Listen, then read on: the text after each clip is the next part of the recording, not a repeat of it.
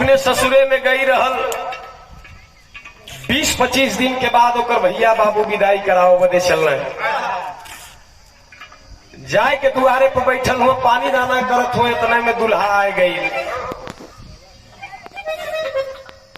दुल्हा जब देखलस अपने सार और ससुर के गोड़ो नाई धरत जाए के घरे में गमछा लगाए के लगल रोवे।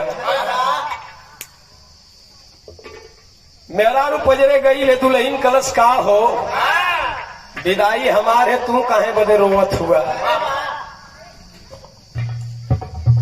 लइका बतौलस कलश का बताई है रानी कल चल जइबू तो के एक लोटा पानी देही समय से खाना के देही। दुल्हीन अपने मर्द का परेशानी देख के अपने मर्द से कुछ कहत ना है। अपने ननद के बुलाए के अपने नंदी से इस तरह हाथ जोड़ के दुल्हीन कले है का कले है बाबू।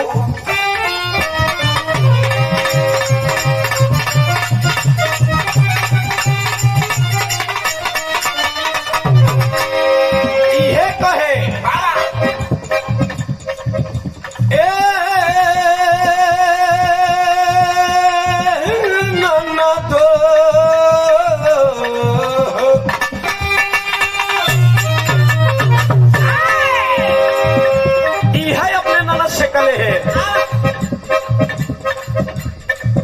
नहीं हरना जाइब नाना दो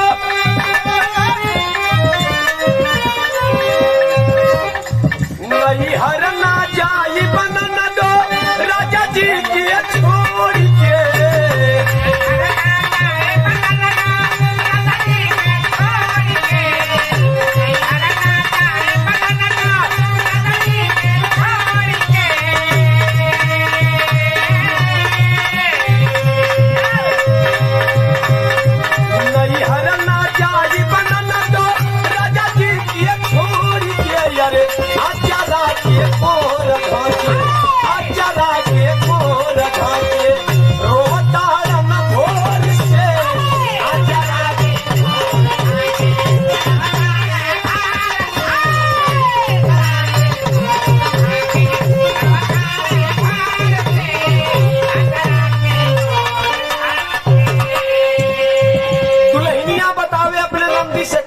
बताई है नंदो जब से हमार भैया बाबू आयल हुआ घरे में जाते या चरा का कोर धई के रोवत हो हम तो नहीं कह सकित लेकिन तू जाए के मना कह दा कि नहीं हर हम न जा। नंदी कलश ऐसन काहे कहत हुए भौजी बड़ा बदनामी हुई तब कहे भौजैया रोवत ताड़न अपने रोवा ताड़न हम के